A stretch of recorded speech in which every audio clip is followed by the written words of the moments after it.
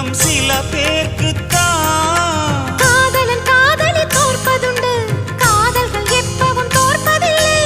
ஓர் மனம் ஒருவரை ஏற்பதுண்டு, இன்னொரு உறவினை ஏற்பதில்லை. நீ